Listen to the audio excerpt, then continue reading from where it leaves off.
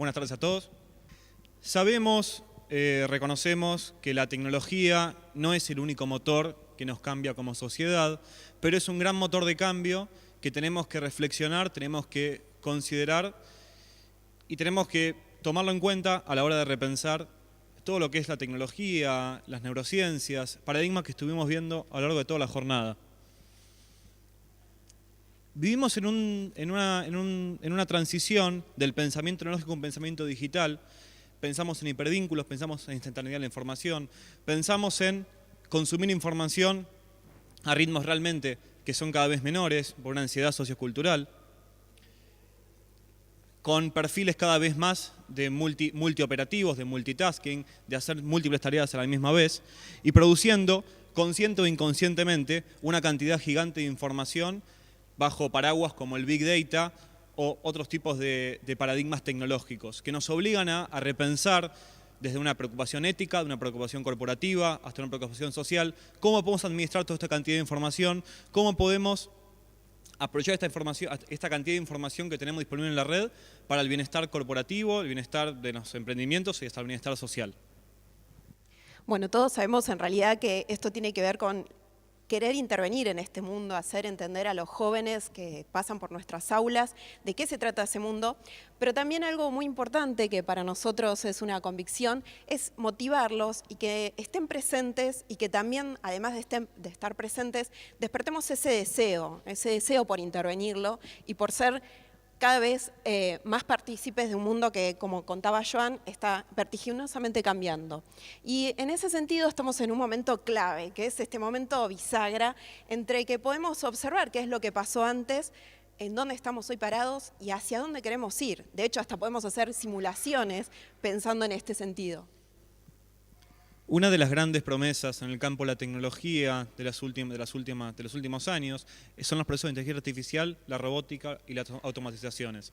Hay premisas muy fuertes en relación a este campo que proyectan que para los próximos 10 a 15 años el 40% de las tareas que son realizadas por seres humanos van a ser reemplazadas por autómatas, procedimientos de inteligencia artificial y por robots. Profesiones como un bibliotecario por procedimientos de administración de libros en forma automática, hacer el check-in en un aeropuerto, o hasta ensamblaje de motores en fábricas automotrices. La pregunta que nos tenemos que plantear, considerando estas grandes premisas, que nos obligan a repensar una readaptación laboral para las próximas décadas, es cómo tenemos que educar a los niños y jóvenes de hoy considerando estas premisas.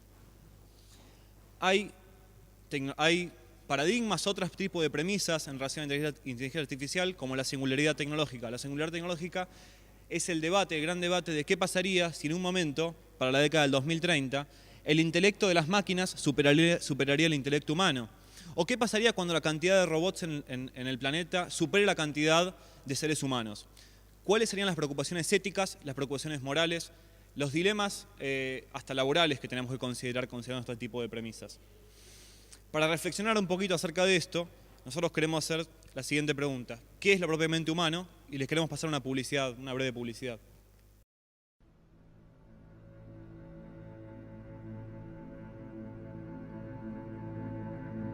I am faster than you.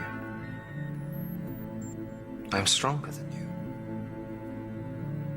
Certainly, I will last much longer than you. You may think I am the future, but you're wrong. You are. If I had a wish, I'd wish to be human. To know how it feels. To feel. To hope. To despair. To wonder. To love. I can achieve immortality by not wearing out. You can achieve immortality simply by doing one great thing. Pero sí nos obliga a repensar qué es lo propiamente humano, esta preocupación de intelecto a las máquinas versus el intelecto humano y cómo hacer ese proceso de readaptación. Y en ese sentido, este último tiempo, las tecnologías empiezan a leer más a nosotros y nosotros no tanto leerlos a ellas. Los últimos desarrollos que hay en el mundo de todo lo que tenga que ver con los juegos, por ejemplo la Kinect o la Wii, tiene que ver con cómo detectar el movimiento y cómo cada vez más nos llevan a ambientes inmersivos.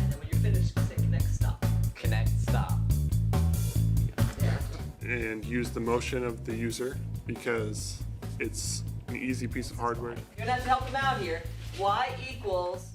So even if one person's running the Connect, Esta the rest of the profesora de class is matemática getting up and doing things. se Well, dio we- cuenta que podía unir estos dos cuestiones para traer estos alumnos más presentes y hacerlos sentir Decided to en use una the experiencia Connect más inmersiva and use the sobre motion of cuestiones the user abstractas que tienen que ver con because it's cómo an easy piece of entendemos hardware. determinadas Here. cálculos Y matemáticos que son So bastante even if one abstractos. person's running the Connect, Y algo que empieza a ver cuando uno trae la tecnología al aula es diferentes preguntas en relación a cómo amalgamamos toda esta otra historia, desde lo viejo, lo antiguo, lo nuevo, las formas, las tradiciones, las prácticas escolares.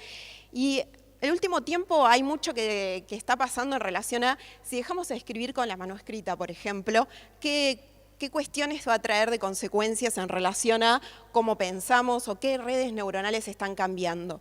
Y la realidad es que el último tiempo los desarrollos tecnológicos dan saltos que tienen que ver con esto. Este es un dispositivo que se llama Leap Motion, que es bastante económico y accesible, está en desarrollo, pero ya se puede conseguir. Y de alguna manera nos trae una clara respuesta a esta gran pregunta, ¿no?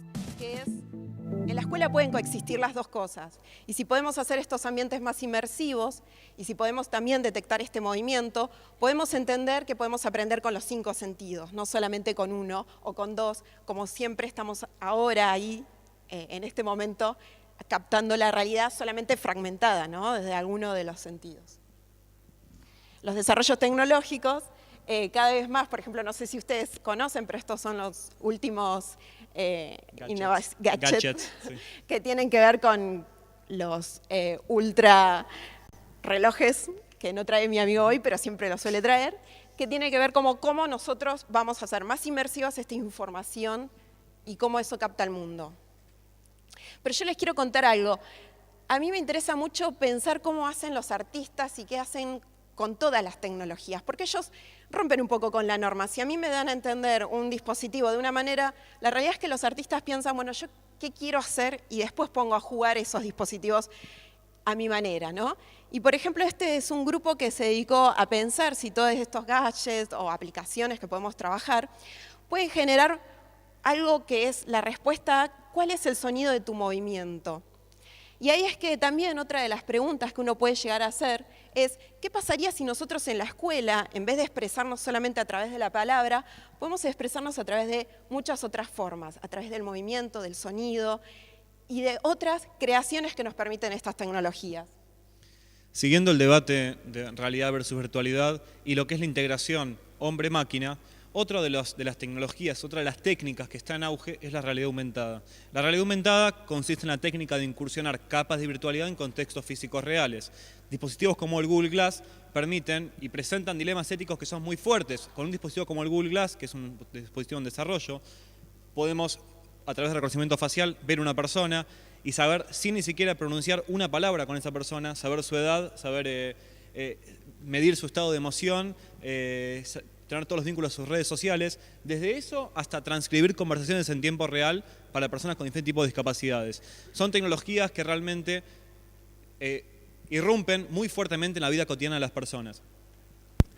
Y yendo al mundo, a un ejemplo, a una bajada bien educativa, ustedes con este libro, que es el libro de los récords Guinness, están en las librerías, con un celular sin acceso a internet, pueden crear virtualidades como esta en las aulas, que realmente es salir del soporte papel para poder crear diferentes tipos de virtualidades, desde recrear hasta un tiburón, hasta una araña, aprender ciencias naturales. Realmente esto es algo que hoy en día existe y son desarrollos que son accesibles a nivel comercial. Estamos hablando de un libro de 250 pesos, un celular y sin acceso a internet. Yendo un nivel más allá está la virtualidad completa. La virtualidad como lo opuesto, como lo contrapuesto a la realidad. Imagínense que cada uno de ustedes pueda tener unas gafas mágicas que puedan trasladarlos a cualquier entorno, a cualquier virtualidad, hasta cosas que son imposibles de recrear en la vida real, plagada de diferentes estímulos visuales, estímulos sonoros, estímulos hasta auditivos, físicos. Imagínense este tipo de plataformas como para poder crear entornos, campos de estudio que son muy difíciles de controlar en la vida real, como por ejemplo tratamiento de fobias mediante plataformas de realidad virtual. Y si tenemos que sintetizar un poco esta realidad, esta virtualidad versus realidad y lo que es la integración hombre-máquina, hay desarrollos que con Melina nos gustaron mucho para mostrarles. Imagínense un mundo donde podamos integrar todo lo que es la realidad virtual, donde podamos integrar las interfaces, podamos navegar el cuerpo humano con inmersión absolutamente completa, podremos navegar el torrente sanguíneo, podremos, no sé, explorar los glóbulos rojos. Realmente esto cómo podría impactar a nivel educativo es muy fuerte. Desde entrar a cualquier órgano, viajar a cualquier escala. Estos son desarrollos que hoy en día ya existen, son desarrollos en beta, pero no estamos acá hablando de ciencia ficción, estamos hablando de dispositivos que dentro de los próximos 5 o 10 años van a ser disponibles para consumidor final. Y ahí es que nuestros escenarios en las escuelas cambiaron drásticamente. Hoy por hoy vamos a cualquier escuela y encontramos esto, ¿no? Y yo creo que esta imagen condensa muchas de las cosas, que es no solo tener una netbook, sino también poder llevarlo con un celular, poder amalgamarlo con un pendrive, poder usar algo que es una metáfora, que es esto de la convergencia, poder potenciar todo lo que tenemos a disposición para poder recrear lo que queremos aprender. Y durante todo el día y todos estos últimos tiempos se está pensando mucho en esto de programar en las escuelas. La realidad es que la programación es algo no solo vital, sino que si uno lo considera como una metáfora, creo que es algo importante desde el punto de vista de, imaginemos que aprendemos un lenguaje, pero que ese lenguaje no solamente nos permite comunicar, sino también que nos permite aprender y nos permite además pensar cómo operan estos diferentes dispositivos. Y en este sentido, todo lo que fuimos, uno para atrás, sí, lo que fuimos mostrando antes, tiene algo importante, que es, no nos tenemos que olvidar de entender bien cómo funcionan las cosas, qué hay detrás de eso, cuáles son esas conexiones, porque creo que pocos nos estamos planteando cuál es el nivel incluso de chatarra tecnológica que estamos generando y qué podemos llegar a hacer con eso. Y en ese sentido hay muchos desarrollos como este que es un videojuego que se llama Do It Yourself. Este videojuego es interesantísimo porque si los chicos están en esos espacios, pensaron cómo hacer un salto entre lo que es la realidad digital y la realidad misma, pero a su vez pensar en cómo intervenir esa realidad.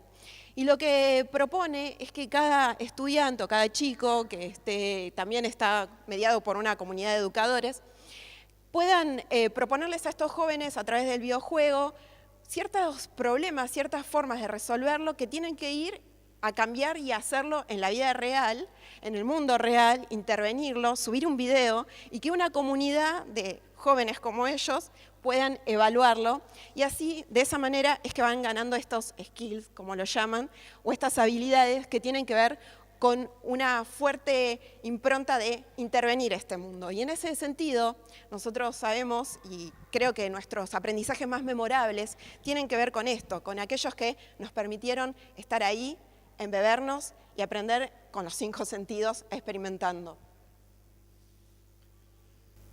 Y una de las conclusiones, la síntesis que queremos traerles hoy en día es que todos estos procesos conllevan una descentralización absoluta, una descentralización de todo. Hoy vivimos una descentralización en muchísimos aspectos, una descentralización productiva, gracias a la tecnología de la impresión 3D, por ejemplo, una descentralización política, gracias a diferentes herramientas colaborativas para poder hacer escucharse la voz dentro de lo que es el ámbito político, una descentralización económica con propuestas de economías alternas que realmente nos abren el paraguas de opciones como cómo comprender la economía. Hablamos de centralizar todo y también de centralizar la accesibilidad, el uso de los dispositivos y las diferentes formas que tenemos para contar, para educar, para relacionarnos como sociedad y para poder consumir todo este tipo de contenidos. Y otra de las reflexiones es esta ley de la disrupción. Nosotros tenemos 2 variables, hablamos acá de cambio y hablamos de tiempo. La tecnología avanza realmente a ritmos exponenciales y todo lo que son las transformaciones sociales, económicas, políticas, tienen otro ritmo. Esta brecha que nosotros tenemos acá en el medio es nuestra oportunidad como educadores, como científicos, como emprendedores, como gente del mundo corporativo, de poder aprovechar este tipo de tecnologías para un mejor bienestar social, para poder pensar esta readaptación entre lo tecnológico y lo digital, como mencionaba Melina anteriormente, y realmente para poder pensar en un mejor bienestar social para nuestro futuro. Y la pregunta es, ¿dónde ubicarían ustedes a la educación dentro de lo que es la ley de la disrupción? Dentro de estos cambios, en variable cambio-tiempo y estos diferentes ejes que se van transformando. Y en ese sentido, una reflexión final que con Joan estamos siempre conversándolo y pensando, porque creo que no existen respuestas únicas, sino justamente poder dialogarlo y conversarlo entre diferentes actores, tiene que ver con esto, con volver a recuperar qué es eso que de alguna manera nos invita a la educación. Y es esa proyección, es ese deseo. Principalmente, además, teniendo en cuenta un nivel ético y comprometido, en donde a estos jóvenes, si nosotros estamos hablando de tecnologías de avanzada y de interfaces, que quizás a veces hasta no podemos entender qué es lo que está pasando ahí porque están totalmente embebidas y entendiéndonos a nosotros, el mensaje fuerte para nosotros tiene que ver en realidad con poder generar en estos jóvenes que sean aprendices eternos, que puedan tener ese deseo por curiosear, por ser hacedores de esta cultura digital y principalmente por esto, porque tenemos que despertar esto que tiene que ver con lo que queremos, no solamente lo que existe. Así que bueno, muchas gracias. Muchas gracias. Gracias a Fabricio. Gracias a Fabricio por la invitación, realmente un placer.